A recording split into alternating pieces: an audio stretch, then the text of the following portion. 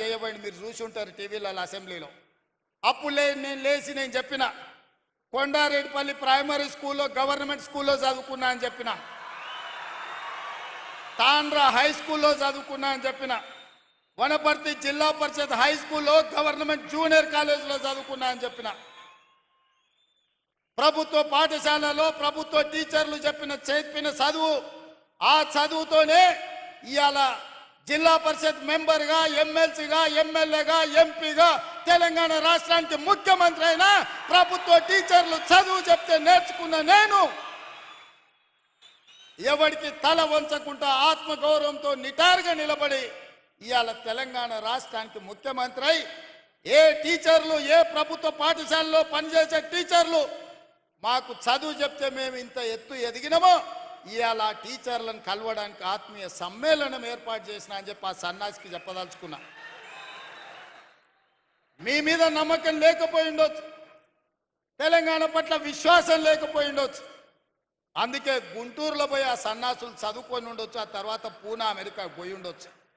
కానీ నాకు సంపూర్ణమైన విశ్వాసం ఉన్నది, నమ్మకం ఉన్నది. తెలంగాణ రాష్ట్రంలో ఉపాధ్యాయులు 90% పైగా నిబద్ధతతోని పేద విద్యార్థులకు చదువులు చెప్పాలి, వాళ్ళ ఉజ్వల భవిష్యత్తు ఉండాలి అని వాళ్ళు 10/10 సాధించినప్పుడు సంతోషంతో వాళ్ళ కళ్ళల్లో ఆనందం చూడాలి అని ఇక్కడున్న వేలాది మంది టీచర్ల బాధ్యత తీసుకుంటున్నారని నాకు తెలుసు. అందుకే ఈరోజు మనమందరం ఒక ప్రతిజ్ఞ తీసుకోవాలి. పోయిన సంవత్సరానికంటే ఈ సంవత్సరం ప్రభుత్వ పాఠశాలల్లో 2 లక్షల మంది విద్యార్థులు తక్కువ చేరికలు జరిగినాయి. దీన్ని మనం విశ్లేషించుకోవాలి. ఇవాళ 26 లక్షల మంది ప్రభుత్వ పాఠశాలల్లో ఉంటే పోయిన సంవత్సరానికంటే 2 లక్షల పైగా అడ్మిషన్లు తగ్గినాయి. కొన్ని పాఠశాలలు బంద్ అయి ఉండొచ్చు, కొన్ని పాఠశాలలలో తల్లిదండ్రులు ప్రైవేటులో చెప్పిస్తేనే మాకు గ్రామంలో గౌరవం ఉంటుందని అనుకుంటూ ఉండొచ్చు. నేను చాలామందిని గ్రామాలకు వెళ్ళినప్పుడు మాట్లాడుతుంటా, అడుగుతుంటా, కుటుంబ విషయాలు అడిగిన తర్వాత పిల్లల్ని ఎక్కడ చదివిస్తున్నారు అని ఏదో ప్రైవేట్ స్కూల్ పేరు చెప్తారు. ఎందుకనంటే అక్కడికి పోతే కొంచెం ఇంగ్లీష్ నేర్చుకుంటారు సార్ అనో, లేకపోతే గవర్నమెంట్ స్కూల్కి దోరితే ఊళ్ళో ఏమన్నా అనుకుంటారేమని మేము అక్కడికి దోలుతున్నామో అని. నేను అందుకే అది మారాలి, మార్చాల్సిన బాధ్యత మన మీద ఉంది. మన పిల్లలు ప్రభుత్వ పాఠశాలకు వెళ్ళడం ఆత్మ గౌరవం అని గ్రామాలలో ఉన్న తల్లిదండ్రులు భావించాలి. అందుకే అమ్మ ఆదర్శ పాఠశాలని సెల్ఫ్ హెల్ప్ గ్రూపులకు పూర్తి బాధ్యత అందించి మన పాఠశాలలు మొదటి రోజే దాదాపుగా 26 లక్షల మంది విద్యార్థులకు మొదటి రోజే వాళ్ళ పాఠ్య పుస్తకాలతో పాటు వాళ్లకు డ్రెస్సులు ఇచ్చే ప్రయత్నం చేసినాం. మొదటి విడతలోనే మేము విజయం సాధించినాం. రెండవ డ్రెస్సు కూడా తొందరలోనే మా అధికారులు ఆ పిల్లలకి ఇస్తారని నేను భావిస్తున్నా. అందుకే ఇవాళ ప్రభుత్వం వైపు నుంచి మీ సమస్యల్ని పరిష్కరించడానికి, మీతో మాట్లాడడానికి, చర్చించడానికి ఈ ప్రభుత్వానికి ఎలాంటి ఇబ్బంది లేదు, ఎలాంటి బేసజాలు లేవు. అదేవిధంగా మీ సమస్యని పరిష్కరించడానికి పాఠశాలలో ఉన్న మీ పారిశుద్ధ్య కార్మికుల సమస్యను పరిష్కరించడానికి అమ్మ ఆదర్శ పాఠశాల పేరు మీద సెల్ఫ్ హెల్ప్ గ్రూపులకే 1000 రూపాయలు దాదాపుగా సంవత్సరానికి 79 కోట్ల రూపాయలు ఖర్చు అయినా మీకు పారిశుద్ధ్య కార్మికుల సమస్యను తీర్చడం ద్వారా వాళ్ళందరినీ అపాయింట్ చేసే బాధ్యత నిర్ణయం తీసుకున్నాం. రేపటి నుంచి మీ పాఠశాలల బాధ్యత మీ జీతాలలో కొంత ఇచ్చి మీరెవరినో ఉద్యోగులను పెట్టుకోవాల్సిన అవసరం లేదు. నాకు తెలుసు చాలామంది టీచర్లు తమకు వచ్చిన జీతంలో కొంత పక్కకు తీసిపెట్టి పాఠశాలలో ఊడవడానికో తూడవడానికో పారిశుద్ధ్య పనులు టీచర్లు వాళ్ళ జీతాల నుంచి నిధులు కేటాయించి చేస్తున్నారు. మీరు కష్టపడ్డ సొమ్ము మీ ఇంటికి తీసుకుపోయే విధంగా రూపాయి కూడా మీరు ఖర్చు పెట్టాల్సిన అవసరం లేకుండా ఇవాళ సెల్ఫ్ హెల్ప్ గ్రూపులకే ప్రతి పాఠశాలలో పారిశుద్ధ్య పనులు చేయడానికి వాళ్ళ ఖాతాలో డబ్బులు వేయాలి, రూపాయి భారం మీ మీద పడొద్దని ఇవాళ నిర్ణయం తీసుకున్నాం. అదేవిధంగా వ్యవసాయానికి ఉచిత కరెంట్, ఇళ్లలో ఉచిత కరెంట్, ఇన్ని ఉచిత కరెంట్లు ఇచ్చినప్పుడు పాఠశాలల్లో కంప్యూటర్లు ఉండాలన్నా లేకపోతే సాంకేతిక నైపుణ్యం పెరిగిన ఈ సందర్భంలో మీరు అక్కడ వాళ్ళకి విద్య చెప్పాలి అని అంటే విద్యుత్ ఉండాలి. మీ విద్యాశాఖ మీ విద్యుత్ బిల్లులు చెల్లించరు. విద్యుత్ శాఖ వాళ్ళేమో బిల్లులు కట్టకపోతే మీకు కరెంట్ ఇయ్యరు. నేను ఆలోచన చేసిన, రైతులకు ఇచ్చినప్పుడు, పేదవాళ్లకు 200 యూనిట్లు ఉచితంగా ఇచ్చినప్పుడు, తెలంగాణ జాతి నిర్మాణము, తెలంగాణ భవిష్యత్తు పాఠశాలల్లో ఉంటే పాఠశాలల్లో ఎందుకు ఉచితంగా విద్యుత్ ఇవ్వద్దు? తెలంగాణ రాష్ట్రంలో ఉన్న 30,000 పాఠశాలల్లో ఉచితంగా విద్యుత్ ఇవ్వండి. ఆ భారాన్ని రాష్ట్ర ప్రభుత్వమే తీసుకుంటుంది. అది నా బాధ్యత అని చెప్పి ఈరోజు మీ పాఠశాలల్లో కూడా ఉచిత విద్యుత్తుకు ఏర్పాట్లు చేయండి అని చెప్పి మా ప్రభుత్వ అధికారులకు నేను ఆదేశాలు ఇచ్చిన. అందుకే మిత్రులారా, వేదిక మీద ఉన్న పెద్దలతో పాటు ఇక్కడికి విచ్చేసిన వేలాది మంది ఉపాధ్యాయులతో నా విజ్ఞప్తి ఒక్కటే. ఇవాళ ఈ తెలంగాణ భవిష్యత్తు మీ చేతిలో ఉంది. ఈ తెలంగాణ పునర్నిర్మాణం మీ చేతుల్లోనే ఉంది. ప్రభుత్వ పాఠశాలలు బాగుపడ్డప్పుడు, పేదవాళ్ళ పిల్లలు చదువుకున్నప్పుడు, దళితులు, గిరిజనులు, ఆదివాసీలు, బలహీన వర్గాలకు, మైనారిటీలకు సంబంధించి, మహిళలకు సంబంధించిన పిల్లలు ఈరోజు పాఠశాలల్లో చదువుకొని బాగుపడితేనే ఈ తెలంగాణ బలపడుతుంది. ఈ తెలంగాణ బలపడితేనే ప్రపంచంతో మనం పోటీ పడతాం. ఇవాళ ఈ తెలంగాణ బలపడాలి అని అంటే మనమందరం కార్యదీక్షతో పని చేయాలి. మనందరం ఈ తెలంగాణలో కేజ్రీవాల్ 3 సార్లు ఢిల్లీలో గెలిచిండంటే ఎందుకో మీకు తెలుసా మిత్రులారా? బస్తీలలో ప్రభుత్వ పాఠశాలలను మెరుగుపరిచిండు, మెరుగైన విద్యను పేదవాళ్లకు చేర్చిండు. కాబట్టే ఢిల్లీలో కేజ్రీవాల్ 3 సార్లు ముఖ్యమంత్రిగా గెలిచిండు. మరి ఇప్పుడు నేను అడుగుతున్న మిత్రులారా, మళ్ళోసారి నన్ను ఇక్కడ చూడాలంటే మీరు పని చేయాలి. మళ్ళోసారి ఈ తెలంగాణ రాష్ట్రంలో ప్రజాప్రభుత్వం ఉండాలి. మళ్ళీ తెలంగాణ దొరల గడిలలో బందీ కాకూడదు. పేద ప్రజలకు విముక్తి జరగాలి. పేదలు అనుకున్న లక్ష్యం చేరాలి. పేదవాడు ఆత్మగౌరవంతో బతకాలి. ఈ తెలంగాణ నిర్బంధాల మధ్య కొనసాగకూడదు. ఈ తెలంగాణ నిర్బంధ సంఖ్యలు తెగాలి అనంటే మీరు పేదలకు చదువు చెప్పాలి. మీరు పేదలకు చదువు చెప్పినప్పుడే, పేదలకు విద్యను అందుబాటులోకి తెచ్చినప్పుడే ఈ ప్రభుత్వానికి మంచి పేరు వస్తుంది.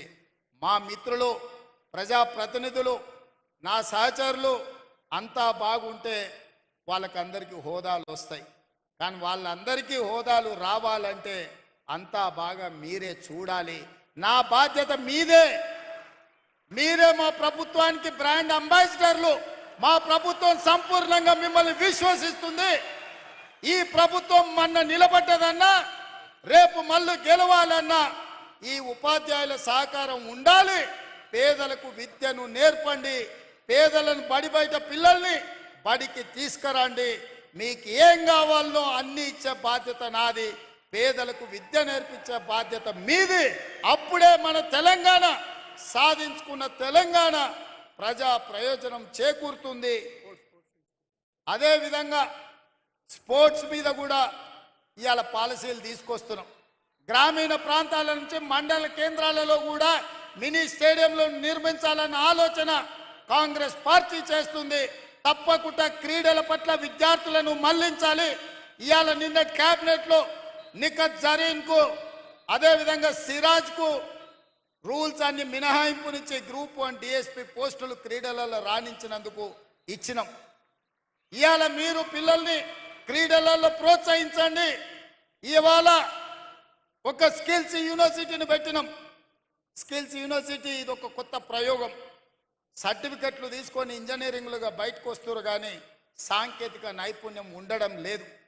సాంకేతిక నైపుణ్యం లేనప్పుడు ఇంజనీర్ కంటే మేస్త్రే మేలని మనం అనుకుంటున్నాం. మీరందరూ కూడా ఇల్లు కట్టుకుంటున్నారు. నాకు తెలిసి ఏ టీచర్ అయినా ఉద్యోగం వచ్చిన తర్వాత మొదట చేసే పని పెళ్లి చేసుకుంటారు. పెళ్లి చేసుకున్న తర్వాత కూడబెట్టి ఇల్లు కట్టుకుంటారు. టీచర్లు ఒక క్రమశిక్షణతోటి మొదట ఉద్యోగం కోసం కష్టపడతారు. ఉద్యోగం వచ్చిన తర్వాత జీవితంలో స్థిరపడాలి అని పెళ్లి చేసుకుంటున్నారు. పెళ్ళి అయిన తర్వాత భద్రత ఉండాలని ఇల్లు కట్టుకుంటున్నారు. మీరు ఇల్లు కట్టుకునేటప్పుడు చూసి ఉంటారు, ఇంజనీర్ల కంటే మేస్త్రీలే మెరుగ్గా కనిపిస్తున్నారు. వాళ్ళు ఇంజనీరింగ్ సర్టిఫికెట్ పట్టా పొందుతున్నారు, కానీ సాంకేతిక నైపుణ్యం ఉండడం లేదు. అందుకే ఆలోచన చేసి తెలంగాణలో 65 ఐటీఐలు ఉన్నాయి. ఈ 65 ఐటీఐలలో 30-40 సంవత్సరాల క్రితం ఇండస్ట్రియల్ ట్రైనింగ్ ఇన్స్టిట్యూట్గా మారి వాళ్ళకి ప్లంబర్ గానో, ఎలక్ట్రీషియన్ గానో, మెకానిక్ గానో రకరకాల ట్రైనింగ్లు 30-40 సంవత్సరాల క్రితం తయారు చేసిన సిలబస్ వాళ్ళకి నేర్పుతున్నారు. చదువుకున్న చదువుకు బయటకు వస్తే సంబంధం లేకుండా పోయింది. నేర్చింది ఒకటైతే అవసరం ఇంకొకటి. అందుకే ఆలోచన చేసి ముఖ్యమంత్రి అయిన తర్వాత రాష్ట్రంలో ఉన్న 65 ఐటీఐలను అన్నిటిని పరిశీలించి ఇవి ఏమాత్రం ఉపయోగం లేదు అని టాటా కంపెనీతో మాట్లాడి 2400 కోట్ల రూపాయలతోటి అందులో 86% అంటే దాదాపుగా 2100 కోట్లు టాటా సంస్థ కేటాయించింది. 316 కోట్లు తెలంగాణ రాష్ట్ర ప్రభుత్వం, 86% వాళ్ళు ఇస్తే 14% మ్యాచింగ్ గ్రాంట్ ఇచ్చి ఈ 65 ఐటీఐలను ఏటీసీలుగా, ఏటీసీ అంటే అడ్వాన్స్డ్ టెక్నాలజీ సెంటర్లుగా మార్చి ప్రతి సంవత్సరం 4 లక్షల మంది నిరుద్యోగ యువకులకు ఐటీఐలలో ట్రైనింగ్ ఇచ్చి మిడిల్ ఈస్ట్ కంట్రీస్తో పాటు ఇవాళ మన రాష్ట్రంలో కన్స్ట్రక్షన్లో కానీ, ఫార్మాలో కానీ, మిగతా శాఖలలో పనులు చేయడానికి వాళ్ళకి శిక్షణ ఇవ్వడానికి ఇవాళ ప్రభుత్వం నిర్ణయం తీసుకొని ముందుకు వెళ్తున్నది. ఇదే కాదు, ఒకప్పుడు కాకతీయ ఉస్మానియా యూనివర్సిటీలతో పాటు ఆనాడు కాంగ్రెస్ పార్టీ మహబూబ్ నగర్లో, నల్గొండలో, కరీంనగర్లో, నిజామాబాద్లో, Palamuru university, Satavahana university, Mahatma Gandhi university ఇవాళ చాలా యూనివర్సిటీలను నెలకొల్పింది. ఈ యూనివర్సిటీలలో చదువుకున్న వాళ్ళందరికీ పట్టాలు వస్తున్నాయి, పట్టభద్రులు అవుతున్నారు. కానీ సాంకేతిక నైపుణ్యం ఆశించిన మేరకు లేకపోవడం వల్ల నిరుద్యోగ యువకులుగా మారుతున్నారు. అందుకే ఆలోచన చేసి నిన్న మంత్రివర్గంలో యంగ్ ఇండియా స్కిల్స్ యూనివర్సిటీ మొత్తం పీపీపీ మోడల్లో పబ్లిక్ ప్రైవేట్ పార్ట్నర్షిప్లో ప్రభుత్వం వైపు నుంచి సహకారాన్ని అందించి ఎప్పటికప్పుడు నూతన సిలబస్ని కార్పొరేట్ కంపెనీలను కూడా అందులో భాగస్వాములను చేసి డాక్టర్ రెడ్డి ల్యాబ్స్ నుంచి మొదలు పెడితే ఎస్బీఐ వరకు వివిధ రంగాల సంస్థలను పనిచేసే వాళ్ళని భాగస్వాములను చేసి సిలబస్ వాళ్ళే తయారు చేపిస్తారు, శిక్షణ వాళ్ళే ఇస్తారు. శిక్షణ పొందిన విద్యార్థులను వాళ్ళే వాళ్ళ సంస్థలలో ఉద్యోగాలు ఇచ్చే విధంగా వాళ్ళతోని ఒప్పందాలు చేసుకొని ముచ్చర్లలో 57 ఎకరాలల్లా 150 కోట్లతోని యంగ్ ఇండియా స్కిల్స్ యూనివర్సిటీని నిన్న ప్రారంభించుకున్నాం.